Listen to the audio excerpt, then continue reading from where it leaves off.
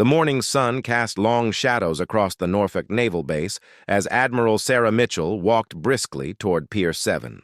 Her polished shoes clicked against the concrete with purpose, but her mind was heavy with concern.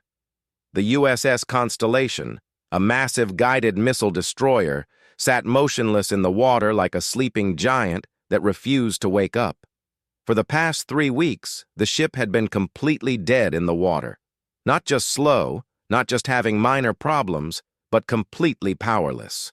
The 560-foot vessel, worth over $2 billion and packed with the most advanced technology the Navy had ever deployed, was nothing more than an expensive piece of floating metal. Admiral Mitchell had served in the Navy for 27 years. She had seen ships damaged by enemy fire, vessels caught in hurricanes, and submarines with cracked hulls. But she had never seen anything quite like this. The Constellation's problem wasn't battle damage or weather. It was something far more mysterious and frustrating.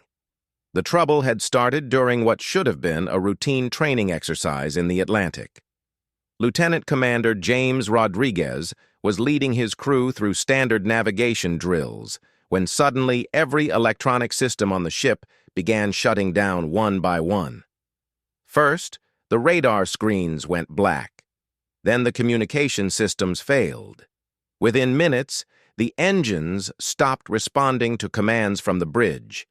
The ship's emergency backup systems kicked in automatically, but they too began failing within hours. Soon, the Constellation was floating helplessly, unable to move, communicate, or defend itself. The crew had to use emergency flares to signal for help, like sailors from 100 years ago. A rescue tugboat had towed the massive destroyer back to Norfolk, where teams of the Navy's best technicians immediately began working to solve the problem. These weren't ordinary mechanics. They were specialists who understood every wire, circuit, and computer chip that made modern warships function. Chief Petty Officer Maria Santos led the first team. She had 15 years of experience fixing the most complicated electronic systems in the fleet. Her team spent 4 days taking apart the ship's main computer systems, testing every component they could find. They discovered that dozens of circuit boards had somehow been damaged, but they couldn't figure out what had caused the damage. "It's like something just fried everything at once," Santos reported to Admiral Mitchell during their first meeting. "But there's no evidence of a power surge, lightning strike, or any kind of electrical overload. The damage pattern doesn't match anything we've seen before." The Navy brought in a second team of specialists from the Naval Research Laboratory. These scientists and engineers were experts in electromagnetic warfare and electronic systems. They spent another week running tests, using equipment so sensitive it could detect the smallest electrical signals. Dr. Michael Chang, the lead researcher, presented his findings to Admiral Mitchell in the ship's war room. Charts and graphs covered every surface, showing complex electrical measurements and signal patterns. "Admiral, we've found evidence of some kind of electromagnetic interference," Dr. Chang explained, pointing to a series of wavy lines on his computer screen. Something hit this ship with a massive burst of electromagnetic energy. It was powerful enough to damage circuits throughout the entire vessel. Admiral Mitchell studied the data carefully. Could this have been an enemy weapon? Some kind of electromagnetic pulse device? "That's what we thought at first," Dr. Chang replied. "But the pattern is all wrong for a weapon. EMP weapons create a specific type of damage signature, and this doesn't match. Plus, our intelligence reports show no enemy vessels or aircraft in the area when this happened." The third team that Admiral Mitchell called in specialized in cyber warfare. She wondered if enemy hackers might have found a way to attack the ship's computer systems remotely. Commander Lisa Park and her team of computer experts spent days examining every piece of software on the ship. They found no evidence of hacking, no malicious code, and no signs that anyone had remotely accessed the ship's systems. The computer failures seemed to be the result of physical damage to the hardware, not software attacks. As the days turned into weeks, Admiral Mitchell found herself facing an impossible situation. The Constellation was one of only 12 ships of its class in the entire Navy. Each vessel represented years of development and billions of dollars in advanced technology. The ship was supposed to be deployed to the Pacific Fleet within 2 months to help maintain security in international waters. But more troubling than the scheduled delays was what the failure meant for national security. If the Navy couldn't figure out what had disabled the Constellation, how could they protect other ships from the same fate? Were all of the Navy's most advanced vessels vulnerable to this mysterious threat? The pressure was mounting from Washington. The Secretary of Defense had called Admiral Mitchell twice in the past week, asking for updates. Congressional budget committees were asking tough questions about spending billions on ships that couldn't function properly. News reporters were starting to ask why such an expensive warship was sitting motionless at the dock. Admiral Mitchell held daily meetings with her technical teams, but the reports were always the same. They could identify damaged components, but they couldn't explain what had caused the damage or how to prevent it from happening again. Replacing all the damaged electronics would take months and cost tens of millions of dollars, but there was no guarantee the same problem wouldn't occur again. The Admiral stood on the Constellation's bridge, looking out over the sophisticated control panels that should have been humming with activity. Instead, dark screens and silent equipment surrounded her. The ship felt hollow, lifeless. Captain Rodriguez joined her on the bridge. His crew had been temporarily reassigned to other vessels while the Constellation remained out of service, but he visited the ship every day, hoping for good news. "Any progress today, Admiral?" he asked quietly. Admiral Mitchell shook her head. "The teams are working around the clock, but we're no closer to understanding what happened than we were 3 weeks ago. It's like nothing they've ever encountered before." She walked over to the ship's main navigation console, running her hand along the dark screen. Modern Navy ships depended completely on electronic systems. Without them, even the most powerful warship was just an expensive piece of floating metal. "Captain, I need you to help me with something," Admiral Mitchell said. "I want you to research every similar incident in Navy records going back 50 years. Look for any ship that experienced sudden, widespread electronic failures like this. Check with other navies, too. British, Canadian, Australian. See if anyone else has dealt with something like this." Captain Rodriguez nodded. "Yes, ma'am. But, Admiral, what if this is something completely new?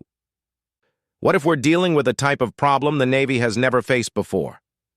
That was exactly what Admiral Mitchell was afraid of. In her 27 years of service, she had learned that the Navy's strength came from experience and knowledge passed down through generations of sailors. But what happened when you faced a problem that no one had ever seen before? As the sun set over Norfolk Naval Base, Admiral Mitchell made a decision that would change everything. She would expand her search beyond the Navy's current personnel. Somewhere out there, among the thousands of retired Navy engineers, technicians, and scientists, might be someone who had encountered something like this before. The next morning, she placed a call to the Navy Personnel Command in Memphis, Tennessee. "I need you to search your records for retired personnel with specialized knowledge of ship electronics and electromagnetic systems," she told the duty officer. "I don't care how long they've been retired or where they are now. I need to find someone who might have seen this kind of problem before."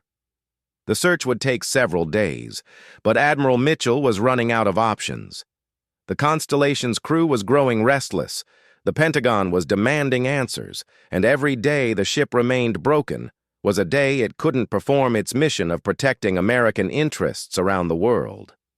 Little did she know that her search would lead her to a small farm in rural Virginia, where a 78-year-old man was spending his retirement tending to his vegetables and trying to forget the most classified project he had ever worked on during his 40-year career in the Navy. The phone call came on a Tuesday morning while Arthur "Dutch" Vanderberg was watering his tomato plants. At 78 years old, Dutch had settled into a peaceful routine on his small farm in the Virginia countryside. He woke at sunrise, tended his garden, fed his chickens, and spent afternoons reading technical journals on his front porch. The last thing he expected was a call from the Navy. "Mr. Vanderberg, this is Lieutenant Sarah Walsh from Navy Personnel Command. Admiral Mitchell at Norfolk needs to speak with you about a technical matter. Would you be available for a phone call this afternoon?" Dutch set down his watering can and wiped his weathered hands on his work clothes. He hadn't heard from the Navy in 15 years, not since his retirement party at the Norfolk Naval Shipyard. "What kind of technical matter?" "I'm not authorized to discuss details over the phone, sir, but the Admiral indicated it was urgent and involved your expertise with electromagnetic systems." After hanging up, Dutch walked slowly back to his farmhouse. The mention of electromagnetic systems brought back memories he had spent years trying to forget. During his 40-year Navy career, he had worked on some of the most classified projects in military history. Most of his colleagues never knew the full extent of what he had been involved in. Dutch had started his Navy career in 1965 as a young electronics technician fresh out of technical school. He was bright, curious, and had an unusual talent for understanding complex electrical systems. By the 1970s, he was working on classified projects involving electronic warfare and ship defensive systems. But it was the project from 1982 to 1987 that had defined his career and haunted his retirement. Project Deep Shield, as it was known to the handful of people with the proper security clearance, involved developing defenses against Soviet electromagnetic weapons. The project was so secret that Dutch had to sign papers promising he would never discuss it with anyone, including his own family.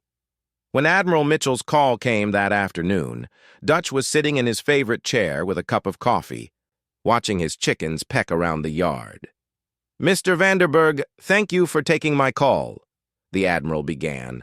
"I'm calling because we have a situation that your expertise might help us solve. Are you familiar with the USS Constellation?" "I read about it in the naval newsletters," Dutch replied. "New destroyer, very advanced electronics. What's the problem?" Admiral Mitchell explained the situation carefully, avoiding classified details, but making it clear that the Navy was facing something unprecedented. She described the sudden failure of all electronic systems, the inability of current technicians to solve the problem, and the urgent need for answers. Dutch listened quietly, asking occasional technical questions. As the Admiral spoke, pieces of a puzzle from 35 years ago began falling into place in his mind. "Admiral, can you tell me about the electromagnetic signature? What kind of energy patterns did your teams detect?" "Our researchers found evidence of a massive electromagnetic burst, but the pattern doesn't match any known weapons. It's unlike anything in our databases." Dutch was quiet for a long moment. "Admiral, I need to ask you something, and I need a completely honest answer. Has anyone considered that this might be related to the ship's own defensive systems?" "What do you mean?" "Modern Navy ships carry electromagnetic countermeasures, correct? Systems designed to defend against electronic attack?" "Yes, but those systems weren't activated during the training exercise. Our teams checked that immediately."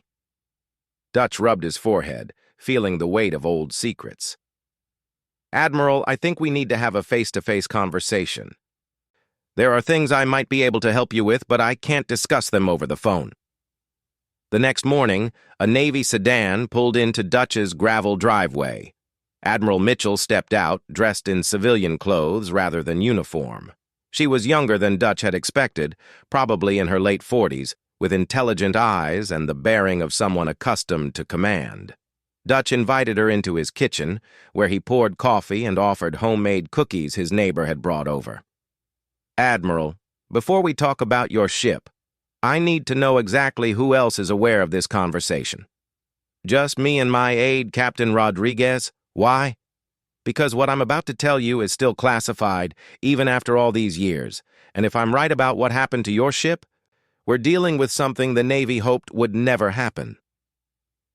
Dutch told Admiral Mitchell about Project Deep Shield. In the 1980s, the Soviet Union had been developing electromagnetic weapons capable of disabling American ships from a distance. The Navy's response was to create defensive systems that could protect vessels from electromagnetic attack. The idea was simple, Dutch explained, sketching diagrams on a yellow notepad. If an enemy hit our ships with electromagnetic energy, our defensive systems would detect the attack and generate a counterpulse to neutralize it. That sounds reasonable. What was the problem? Dutch's expression grew serious. The problem was power. To create a counterpulse strong enough to defend against Soviet weapons, our systems had to generate enormous amounts of electromagnetic energy in a very short time. During testing, we discovered that if the defensive systems malfunctioned, they could produce an electromagnetic burst powerful enough to damage the ship they were supposed to protect. Admiral Mitchell set down her coffee cup. Are you saying the Constellation might have damaged itself? I'm saying it's possible. The electromagnetic signature you described matches what we saw during our testing failures in 1985. The question is whether modern ships still carry the defensive systems we developed back then. I honestly don't know, Admiral Mitchell admitted. The Constellation's defensive systems are highly classified. Even I don't have complete information about all of them. Dutch nodded. That was always the challenge with these systems. They were so secret that sometimes the ship's own crew didn't know they existed. The systems would be installed during construction and activated remotely only if needed. How do we find out if the Constellation has these systems? We'd need to examine the ship's electromagnetic signature database, Dutch said. Every Navy ship has a unique electromagnetic profile, like a fingerprint. If the Constellation has deep shield technology, it would show up in that database. Admiral Mitchell pulled out her phone. I'll have Captain Rodriguez run that search immediately. While they waited for the database results, Dutch told Admiral Mitchell more about the Deep Shield project. Only 12 Navy ships had been equipped with the experimental defensive systems. During testing, 2 of those ships had experienced exactly what happened to the Constellation: sudden, complete failure of all electronic systems. We thought we had solved the problem, Dutch said.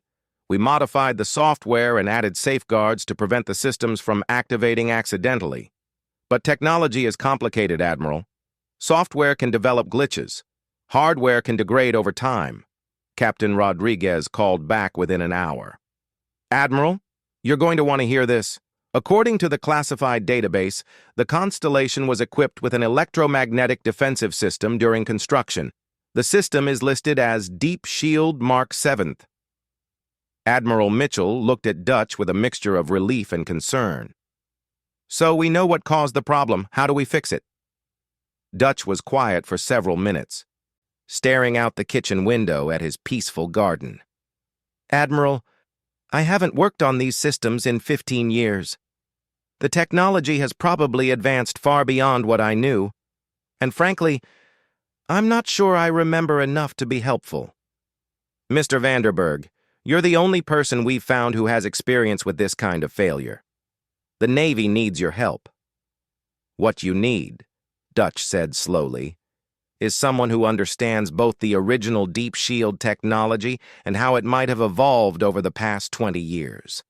I know the old systems, but I'd be guessing about the new ones. Admiral Mitchell leaned forward. Are there other people who worked on the project? People who might still be active in the Navy? Dutch shook his head. Most of the Deep Shield team retired years ago. A few died. The project was so classified that there were never more than a dozen people who understood the complete system. Then you're our best option. Dutch stood up and walked to his kitchen window, looking out at the chickens scratching in the dirt. For 15 years, he had enjoyed the simple life of a retired farmer. No deadlines, no classified briefings, no life-or-death technical problems to solve. But he also remembered the satisfaction of solving impossible problems, of working with brilliant people to create technology that protected American sailors. The Constellation had a crew of over 300 people who depended on their ship for their safety and their mission. Admiral, If I agree to help you, I'll need complete access to the ship's technical specifications, everything, including the most classified systems. And I'll need to work with your best technicians, not just give advice from the sidelines. Done. And I'll need guarantees that whatever we discover stays within a very small circle of people. The deep shield technology was classified for good reasons. Understood. Dutch turned back to face Admiral Mitchell. There's one more thing. I'm 78 years old, Admiral. I move slowly, I get tired easily, and my memory isn't what it used to be. If you're expecting miracles, you might be disappointed. Admiral Mitchell smiled for the first time since her arrival. Mr. Vanderberg, right now you're the only person who even knows what questions to ask. That's more than we had yesterday. Dutch nodded slowly. All right then, I'll pack a bag and drive down to Norfolk tomorrow. But Admiral, I want you to understand something. If I'm right about what happened to your ship, this is just the beginning of your problems. What do you mean? If the Constellation's defensive systems malfunctioned after 20 years of operation, the same thing could happen to any other ship carrying deep shield technology. You might not just have one broken ship, Admiral. You might have a fleet-wide vulnerability that needs to be addressed before it disables more vessels. As Admiral Mitchell drove back to Norfolk that evening, her mind raced with the implications of what Dutch had told her. The immediate problem was getting the Constellation operational again. But the larger issue, the possibility that other Navy ships carried a hidden vulnerability that could disable them without warning, was a national security crisis waiting to happen. The next morning, Dutch Vanderberg locked up his farmhouse, asked his neighbor to feed his chickens, and climbed into his old pickup truck for the drive to Norfolk Naval Base. At 78 years old, he was about to confront technology he had helped create 35 years earlier, hoping his aging memory could solve a problem that had stumped the Navy's best engineers. Dutch Vanderberg arrived at Norfolk Naval Base early on a foggy Thursday morning, driving his weathered pickup truck through gates he hadn't passed through in 15 years. The security guards checked his identification multiple times before finally waving him through to the visitor parking area. Admiral Mitchell met him at the base entrance, accompanied by Captain Rodriguez and Chief Petty Officer Santos. Dutch climbed out of his truck carrying a worn leather briefcase and wearing the same work clothes he used for farming. Mr. Vanderberg, welcome back to Norfolk, Admiral Mitchell said, shaking his hand. I've arranged temporary security clearance for you and set up a workspace aboard the Constellation. Are you ready to see what we're dealing with? Dutch nodded, adjusting his old baseball cap. Let's take a look. Walking aboard the Constellation was like stepping into a technological museum for Dutch. The ship's electronics were decades more advanced than anything he had worked on during his Navy career. Touchscreen displays, fiber optic networks, and quantum-encrypted communication systems filled every compartment. But underneath all the modern technology, Dutch recognized the basic principles he had helped design 35 years earlier. Ships were still ships, electrons still behaved according to the same physical laws, and electromagnetic energy still followed predictable patterns. Chief Santos led Dutch to the ship's main electronics compartment, where dozens of damaged circuit boards were spread across workbenches. This is what we found when we started taking things apart, she explained. Nearly every electronic component in the ship shows some kind of damage. Dutch picked up one of the circuit boards, examining it under a magnifying lamp. The damage was subtle but distinctive, tiny burns on specific types of components, following patterns he remembered from decades ago. This is definitely electromagnetic damage, he confirmed, but it's not random. Someone want to show me where the deep shield equipment is located? Captain Rodriguez hesitated. Sir, I'm not sure I have authorization to show you classified systems. Admiral Mitchell stepped forward. Captain, Mr. Vanderberg has full access. Show him everything. They descended 3 decks to a compartment Dutch hadn't known existed on modern ships. Behind a heavy steel door marked with radiation warnings was a room filled with equipment that looked both familiar and impossibly advanced. There it is, Dutch whispered, recognizing the basic design he had helped create decades earlier. Deep Shield Mark 7th. It's like seeing your grandchild for the first time. The defensive system occupied an entire wall of the compartment. Massive capacitors, sophisticated computer processors, and electromagnetic field generators were integrated into a system that could detect incoming electromagnetic attacks and respond within microseconds. Dutch spent the next several hours examining every component of the Deep Shield system, guided by technical manuals that Captain Rodriguez retrieved from classified storage. The technology had evolved far beyond what Dutch remembered, but the fundamental principles remained the same. "The problem is here," Dutch announced finally, pointing to a series of sensors near the main control processor. These sensors are supposed to distinguish between real electromagnetic threats and normal background radiation. If they malfunction, the system thinks the ship is under constant attack. "What happens then?" Chief Santos asked. "The system tries to defend itself by generating counter-electromagnetic pulses, but if the sensors keep detecting threats that aren't really there, the system keeps firing counterpulses. Eventually, it overwhelms its own safeguards and damages the ship it's supposed to protect." Dr. Chang, the electromagnetic specialist, studied the diagnostic data on his laptop.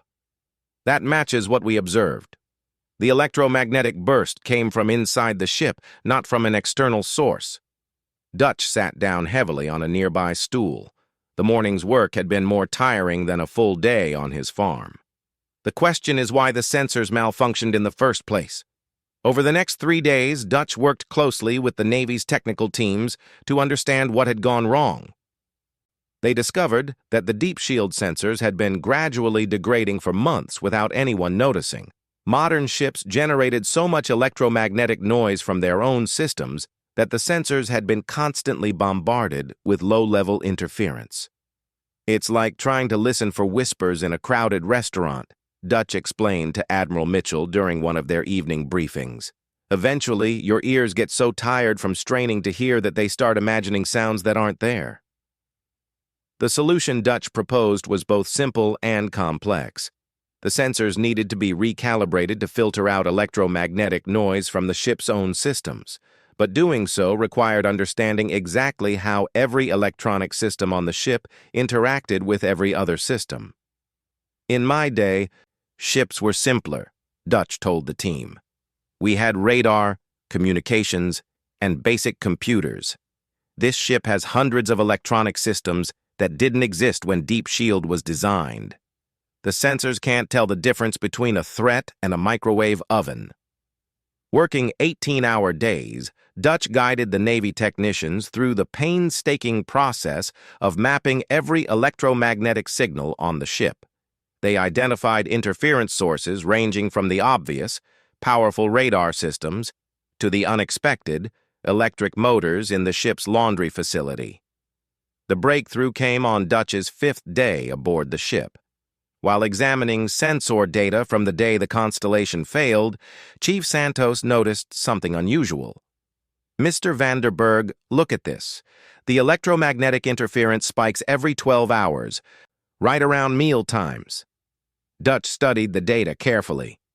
"The ship's microwave ovens," he said suddenly. "When the crew heats up food for 300 people at once, all those microwaves operating simultaneously create an electromagnetic pattern that looks like an enemy weapon to the sensors." It was an embarrassing discovery. The Navy's most advanced destroyer had been disabled by its own kitchen equipment, but understanding the cause was only half the solution.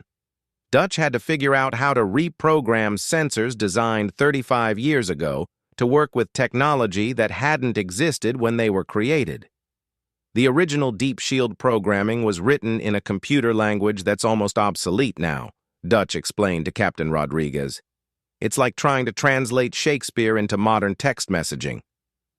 Fortunately, the Navy still employed programmers who understood legacy computer systems.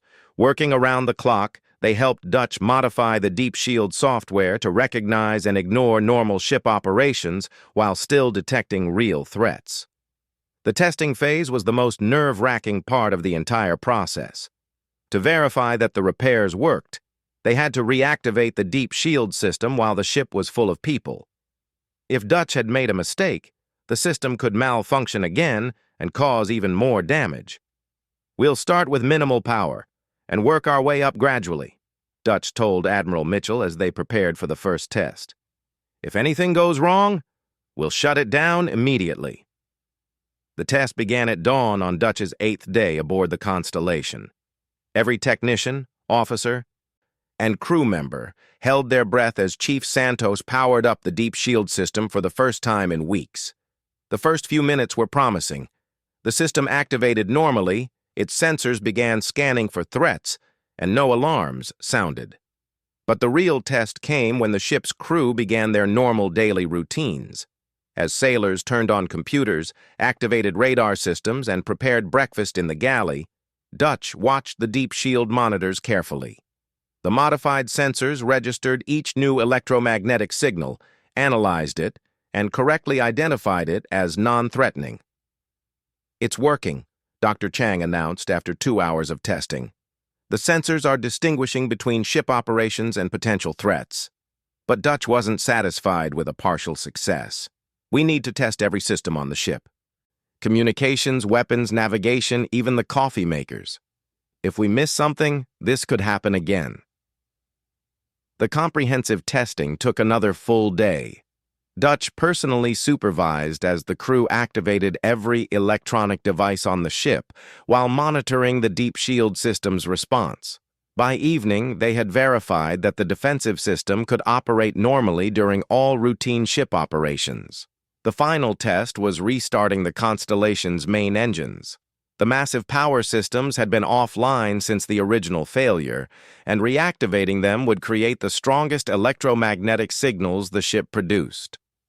"This is it," Admiral Mitchell said as she joined Dutch in the deep shield control room.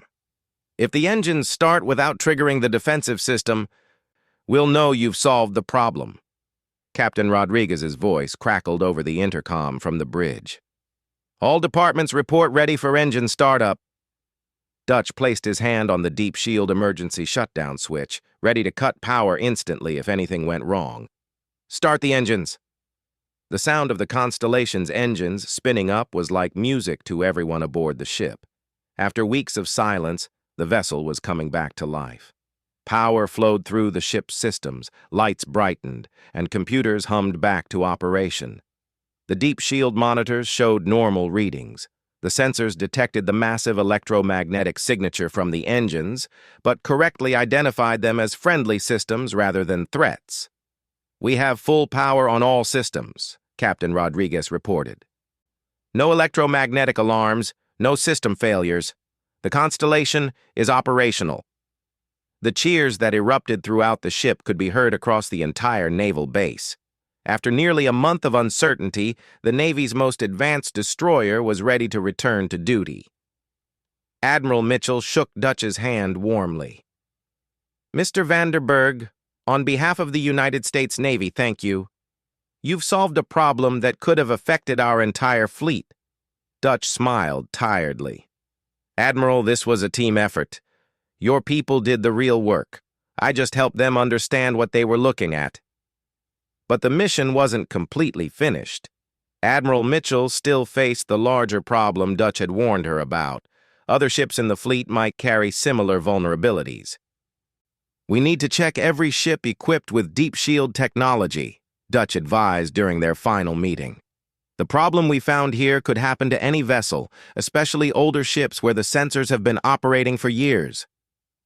Over the following months, the Navy quietly inspected and updated deep shield systems on 11 other ships. 3 vessels showed early signs of sensor degradation that could have led to failures similar to the Constellation's. The incident led to new protocols requiring regular testing of electromagnetic defensive systems and better integration between old and new technologies. Most importantly, it demonstrated the value of institutional memory and the danger of losing expertise when experienced personnel retire. Dutch returned to his farm in Virginia with a new appreciation for both his peaceful retirement and his Navy career. He had proven that sometimes the oldest solutions work best, and that understanding the past is essential for solving problems in the present. The Constellation returned to active duty 6 weeks later, stronger and more reliable than before. The ship went on to serve with distinction in the Pacific Fleet, its crew never knowing how close they had come to permanent disability. And in a small farmhouse in rural Virginia, a 78-year-old veteran continued tending his tomatoes and feeding his chickens, satisfied that he had answered his country's call one last time.